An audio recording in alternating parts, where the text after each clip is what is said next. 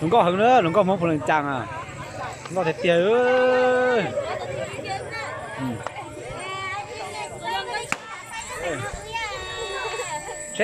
Trên nền té ít cái lò xưa.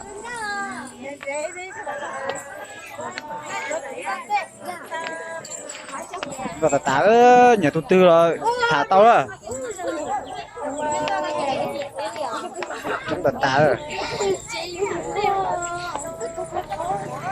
Một khắc kiếm à.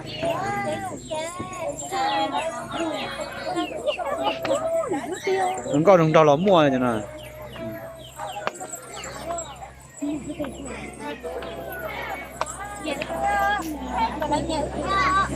Nhưng hai tao.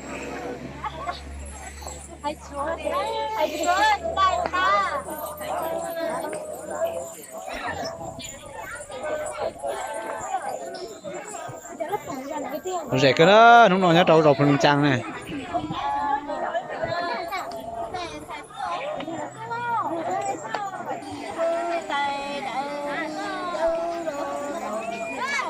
Ok, tụi hai cái xe nó mua nè, nó rẻ tất cả rồi.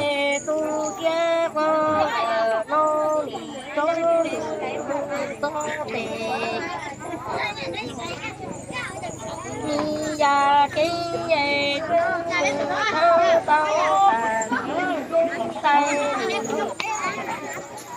cho em đứng lo đầu cái người ta liền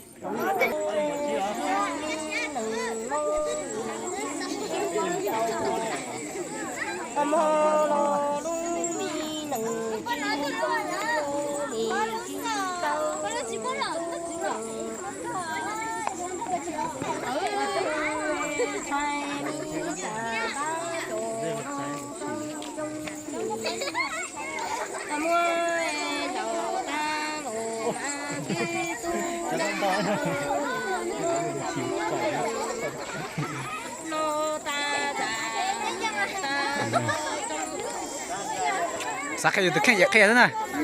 Đấy chín nồng nè.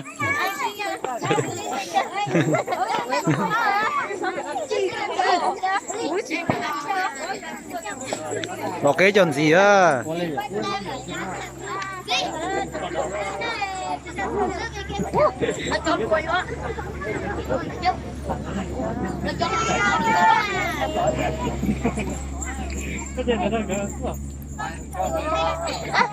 là lúc đó cả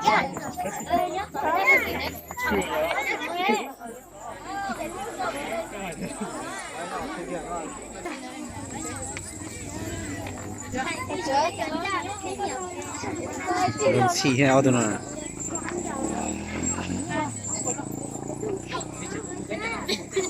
Trốn. Chỉ bỏ lại tu xe nha.